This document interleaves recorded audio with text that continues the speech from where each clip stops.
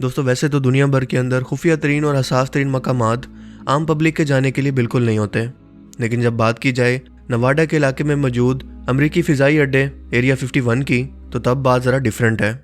क्योंकि यहाँ पर बनाई गई एक्स्ट्रा टेरेस्ट्रियल हाईवे हो जो एलियंस को खुशामदीद कह रही है, या यहाँ पर मिलने वाले रियल यूएफओ हों या एलियंस की डेड बॉडीज़, इन गैर मामूली हादसात ने पूरी दुनिया की नज़रें इस इलाके पर इसलिए मरकूज़ कर दी हैं कि यहाँ पर कुछ तो ऐसा हो रहा है जो कि बाकी दुनिया से छुपाया जा रहा है। आज की इस वीडियो के अंदर हम इसी इलाके की पुरअसरारियत के बारे में जानने वाले हैं। यूनाइटेड स्टेट्स ऑफ अमेरिका 50 रियासतों पर मुश्तमिल 350 मिलियन लोगों का घर, जिसकी कोई ऑफिशियल ज़बान नहीं है, और वाशिंगटन डीसी इसका कैपिटल है।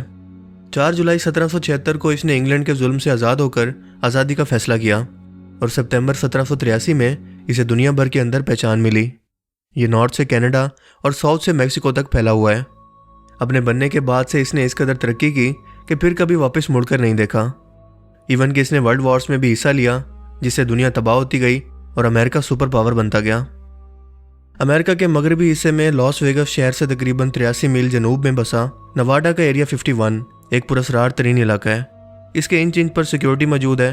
आसमान और ज़मीन दोनों सील हैं। इस पर गैर ममनुआ इलाके का बोर्ड लगा है, जहाँ ना तो किसी जहाज़ को उड़ने की इजाज़त है और ना ही किसी इंसान को इसके पास भटकने की। यहाँ पर घने जंगलात को उगा दिया गया है और इंसानों को देखते ही गोली मार देने का हुक्म है। यहाँ पर कदम कदम पर लिसनिंग डिवाइसेस मौजूद हैं जो सुई के गिरने की आवाज़ को भी एक धमाके की तरह सुनाती हैं। इसके अलावा सिक्योरिटी कैमरास जो बारीक से बारीक चीज़ों की भी निशानदेही कर सकते हैं, हर वक्त निगरानी में मसरूफ़ हैं। गर्ज ये कि ये एक नोगो एरिया है जहाँ पर परिंदे को भी पर मारने की इजाज़त नहीं है। लेकिन सवाल यह है कि अमरीकी धरती का ये कोना इस कदर पुरअसरार क्यों है? ऐसा क्या राज है जिसे खौफो हरास फैलाकर दुनिया से छुपाया जा रहा है? क्या यहाँ पर कुछ ऐसे तजर्बात हो रहे हैं या ऐसी इजादात की जा रही हैं जो अगर किसी तरह से दुनिया के सामने आ गई तो दुनिया का नक्शा बदल सकती हैं? या फिर लोगों के अंदर सिर्फ खौफो हरास फैलाकर लोगों को इस इलाके से दूर रखने की कोशिश की जा रही है? क्योंकि हो सकता है कि ये इलाका वाकई ही एलियन की आमदोरफ्त का या किसी खुफिया सरगर्मियों का हिस्सा है। यह अमेरिकन एयरफोर्स का ठिकाना है जिसके बारे में मालूमात बहुत ही कम है, लेकिन फिर भी हम इसकी तमाम कहानी से पर्दा उठाने की कोशिश करेंगे कि आखिर इस पुरअसरार इलाके के अंदर चल क्या रहा है। दोस्तों अमेरिका की आज़ादी के कई दहाइयों तक किसी को भी एरिया 51 इलाके का पता नहीं था। 1955 में पहली बार वियतनाम वॉर के वक्त CIA ने इस इलाके की मौजूदगी और इसके वजूद को कबूल किया, लेकिन इससे पहले ना इस इलाके की कोई पहचान थी और ना ही कोई नाम।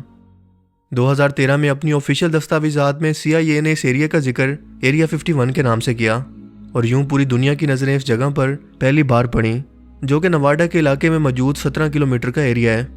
इसके अंदर क्या चल रहा है ये कोई भी नहीं जानता था, लेकिन पूरी दुनिया को हैरत का झटका इस वक्त लगा जब इस इलाके में मौजूद अमेरिकन हाईवे 375 का नाम बदलकर एक्स्ट्रा ट्रांसएशियल हाईवे रख दिया गया, यानी कि एलियन और UFO की गुजरगाह।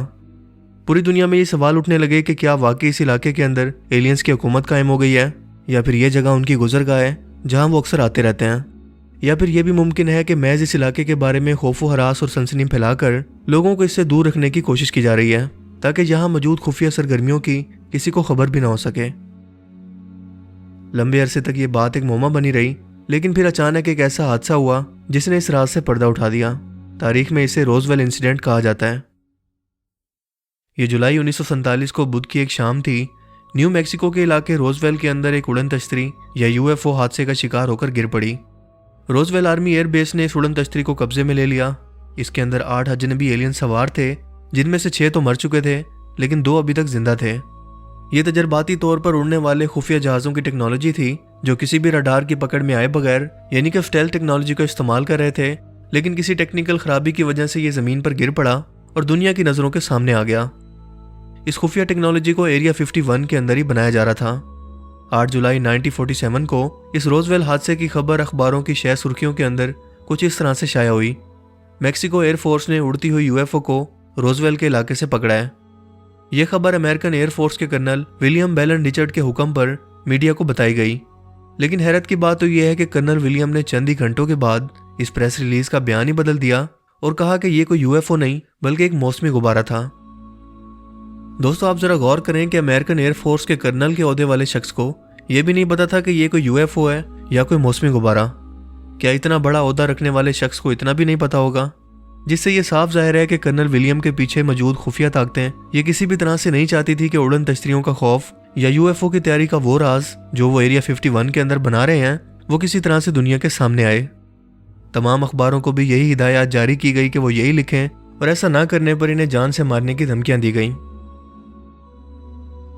मैक ब्रेजल सर्च नाम के एक साइंटिस्ट ने 9 जुलाई 1947 को एक आर्टिकल लिखा और इसने कहा कि मैंने खुद इन चीज़ों का मलबा देखा है जो मेक्सिको के इलाके रोजवेल के अंदर गिरी थी और मैं ये बात हल्फन कहता हूँ कि वो कोई मौसमी गुब्बारा नहीं था। इस इंकिशाफ के कुछ अरसे के बाद ब्रेजल को गायब कर दिया गया और जब वो वापस आया तो इसने फिर कभी इस मौजू पर कोई बात नहीं की बल्कि हमेशा की चुप साध ली। इससे पहले एरिया 51 के अंदर एडवांस जंगी हथियार और स्टेल्थ टेक्नोलॉजी को तैयार कर लिया गया।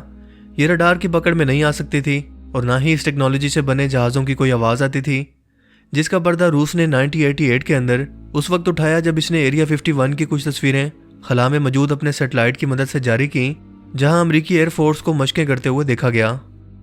इन जहाज़ों को वर्ल्ड वार 2 में भी इस्तेमाल किया गया, लेकिन आपको बताता चलूं कि अमेरिका इससे पहले ऐसी किसी टेक्नोलॉजी के वजूद से ही सिरे से ही इनकारी था। इसके बाद हाइपरसोनिक टेक्नोलॉजी को बनाया गया जो आवाज़ की रफ्तार से भी 8 गुना ज़्यादा तेज़ी से उड़ सकते हैं, यानी 6000 मील पर घंटा की रफ्तार से, जो कि इतनी रफ्तार है कि सैटेलाइट और रडार को भी चकमा देने के लिए काफ़ी है। इतनी रफ्तार पर अचानक से इंसानी नज़रों को सिर्फ बम फटने के अलावा कुछ नज़र नहीं आता। बाद में ये हाइपरसोनिक टेक्नोलॉजी आज की यूएफओ टेक्नोलॉजी में बदल गई, जिसके पीछे वो खुफिया तजर्बात हैं जो अमेरिका के इस इलाके यानी एरिया 51 के अंदर पोशीदा हैं और शायद ही कभी दुनिया के सामने आ सकें। इस वाक़े के बाद उड़न तश्तरियों या यूएफओ को देखे जाने का एक नाकाबिले ख़त्म सिलसिला शुरू हुआ, जिसकी लिस्ट बहुत लंबी है क्योंकि कुछ लोगों ने इसे आंखों का धोखा कहा जबकि किसी ने इसके वजूद की तस्दीक की। सिर्फ 1947 से 1969 तक अमेरिकी एयरफोर्स ने 12,618 केसेस ऐसे रिपोर्ट किए, जबकि साल 2008 तक 3,991 लोगों ने इन्हें देखने का दावा किया, जिनकी मुख्तसर सी वजाहत यह है। 7 जनवरी 1948 को एक अमेरिकी कैप्टन थॉमस मेल्टन ने आसमान में एक यूएफओ को उड़ते हुए वाज़े तौर पर खुद देखा और अपने जहाज़ P-51 में इसका पीछा शुरू किया, लेकिन इसके कुछ ही देर बाद इसके तैयारी को इस यूएफओ ने गोलियों से उड़ाकर तबाह कर दिया। लेकिन इस हादसे के बाद अमेरिकन एयरफोर्स ने कुछ अजीब बहाना बनाया, जिसे सुनकर शायद आप भी मुस्कुरा दें। उन्होंने कहा कि कैप्टन थॉमस किसी सियारे को खोजने जा रहे थे, यानी हमारे हुक्म की खिलाफ वर्जी करके किसी प्लेनेट पर लैंड करना चाहते थे या खला में जा रहे थे। लेकिन क्या आप इस बात पर यकीन करेंगे, क्या कोई शख्स एक मखसूस बुलंदी तक उड़ने वाले एक त्यारे के अंदर बैठकर ऐसा सोच भी सकता है? यकीनन ये एक मनगढ़ंत वजाहत थी ताकि लोग यूएफओ टेक्नोलॉजी के वजूद के बारे में कुछ भी ना जान सकें। 1952 में 13 जुलाई से 29 जुलाई तक वाशिंगटन डीसी में व्हाइट हाउस की इमारत पर यूएफओ यानी उड़न तश्तरियां देखी गईं। ये 20 के करीब यूएफओ थे जो कि व्हाइट हाउस की इमारत के गिर्द चक्कर लगा रहे थे। जब जेट त्यारे इनकी खोज के लिए रवाना हुए तो फौरन से पहले ये नज़रों से गायब हो गईं। इस वाक़े की तफसीलात जानने के लिए अमरीकी अवाम ने बहुत ज़्यादा शोर शराबा किया और अपनी गवर्नमेंट को प्रेशराइज किया कि इसकी हकीकत के बारे में उन्हें बताया जाए। आखिरकार इस प्रेशर के नतीजे में प्रोजेक्ट ब्लू बैक नाम का मंसूबा शुरू किया गया ताकि इस वाक़े की तहकीकात करके हक़ाइक़ का पता चलाया जा सके। और इस मिशन के कप्तान कैप्टन एडवर्ड जे रैपर्ड ने जब इसकी रिपोर्ट तलब की तो इन्हें यह हैरानकुन जवाब दिया गया कि ये कोई उड़न तश्तरियां नहीं बल्कि मौसमी गुब्बारे थे। और जाहिर है कि इसके पीछे मौजूद ताकतवर ग्रोह ये कभी नहीं चाहता था कि इसकी तफसीलात सामने आए। 1952 में ही अमरीकी सेक्रेटरी बराए बहरी वजारत डॉन कैम्बल हवाई जजीरे के ऊपर से गुजर रहे थे कि अचानक उन्होंने हवा के अंदर यूएफओस देखे जो इनके त्यारे के गिर्द चक्कर लगाने लगे, जैसे कि इनके त्यारे की छानबीन और तहकीकात कर रहे हों। डॉन कैम्बल ने जब लैंडिंग के बाद इसकी वजाहत तलब की तो इन्हें यह कहकर खामोश करवा दिया गया कि अगर अपनी नौकरी प्यारी है तो जो भी कुछ हुआ है उसे भूल जाओ। 1989 में न्यूयॉर्क के इलाके हैटन के अंदर एक अपार्टमेंट की 12वीं मंजिल पर अपने हस्बैंड के साथ सोई हुई एक लिंडा नाम की औरत को यूएफओस ने अगवा कर लिया और तजर्बात के बाद वापस छोड़ दिया। 23 जनवरी 2008 को जनूबी हिंद में 5 उड़न तश्तरियां एक साथ देखी गईं जो कि समंदर पर बहुत ही नीचे घूमती रहीं। इसके कुछ अर्सा बाद 28 अगस्त 2008 को भारत के शहर मुंबई में साहिल समंदर गेटवे इंडिया पर दिन दिहाड़े लोगों का हजूम था। लोग यहाँ पर सैर के लिए आए हुए थे और अपने मूवी कैमरों और मोबाइल से एक दूसरे की तस्वीरें बना रहे थे कि अचानक से साहिल पर एक बहुत बड़ी यूएफओ नमूदार हुई और लोगों ने अपने कैमरे इसकी जानिब कर लिए, जिसके बाद ये मंजर वीडियो में रिकॉर्ड हो गया। Oh my God, look at that! What is that? ये यूएफओ सिर्फ 4 सेकंड के लिए नजर आया और फिर अचानक कहीं गायब हो गया। गर्ज इस तरह के लातादाद वाकयात भरे पड़े हैं जो यूएफओ की मौजूदगी और इनकी खुफिया तैयारी के सबूत पेश करते हैं। ये यूएफओ किसी जदीद मेटल की बनी है जो बहुत ज़्यादा चमकदार होती हैं और दूर से देखने पर तेज़ रोशनी की मानी नजर आती हैं। ये अपना साइज़ बड़ा और छोटा कर सकती हैं। इनकी रफ्तार 7 किलोमीटर पर सेकंड या इससे भी ज़्यादा हो सकती है। ये किसी भी चीज़ को अपनी जानिब खींच सकती हैं। अगर कोई भी जानदार चीज़ इसके करीब आ जाए तो इसके जिस्म के अंदर शदीद खारिश होती है और आंखें जलने लगती हैं। जिस्म में झटका सा लगता है। ये बिजली और मवासलाती निज़ाम को जाम करने की सलाहियत भी रखती हैं। इसमें मौजूद जदीद तरीन लेज़र शुआएं बड़े से बड़े त्यारे को भी बआसानी तबाह कर सकती हैं।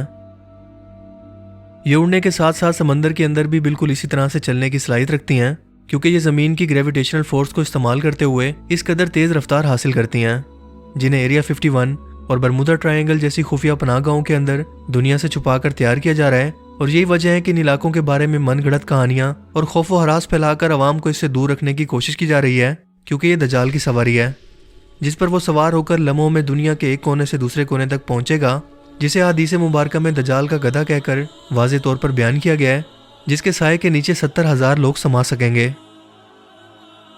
ये इस कदर एडवांस टेक्नोलॉजी है जो बाकी दुनिया को शायद 100 साल बाद भी मैसर ना हो सके। जबकि जहाँ तक एलियंस का ताल्लुक है तो ऐसी कोई मखलूक वजूद ही नहीं रखती, बल्कि ये हमारी दुनिया के इंसान ही हैं जो अपनी चाल ढाल से ये तासुर देने की कोशिश करते हैं कि वो कोई इंसान नहीं बल्कि खलाई मखलूक हैं, जिनका सबूत इनकी इंसानों से मिलती जुलती शक्ल को दिखाना। इसके अलावा इन लोगों के बयान भी हैं जिन्हें अगवा करके एरिया 51 और बरमुदा ट्रायंगल जैसे इलाकों में ले जाया गया, लेकिन वो वहाँ से किसी तरह से निकलने में कामयाब हो गए। जबकि तबाहशुदा यूएफओ में मिलने वाली लाशें भी इंसानों की ही हैं। लेकिन सवाल यह है कि अगर ये लोग इंसान हैं तो इनका मालिक कौन है? इस कदर जदीद टेक्नोलॉजी और खुफिया पनाहगाहों में बैठकर ये लोग किसके खिलाफ जंग की तैयारियां कर रहे हैं? दरअसल ये वही यहूदी खुफिया लॉबी है जो दज्जाल के लिए फौज तैयार कर रही है, टेक्नोलॉजी के जरिए इसे ताकतवर बनाने के लिए, जैसा कि वो अपनी हालिया नेटफ्लिक्स सीरीज मसाया के अंदर दिखाकर लोगों के जहन को इसके लिए तैयार कर रहे हैं, ताकि ये दुनिया की हुकूमतों को अपने मातहत करके इन्हें अपनी टेक्नोलॉजी से डरा कर अपने मसीहा जिसका वो इंतज़ार कर रहे हैं उसका इंतज़ार ख़त्म हो। इस मकसद के लिए ये खुफिया हथियार और तैयारियां ज़ोरों शोर से जारी हैं।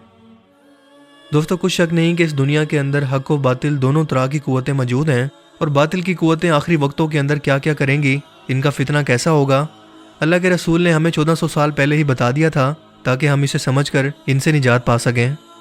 अब ये हम पर है कि हम सब कुछ जानकर भी समझ पाते हैं या फिर इसे महज इत्तफाक करार देकर आगे बढ़ जाते हैं।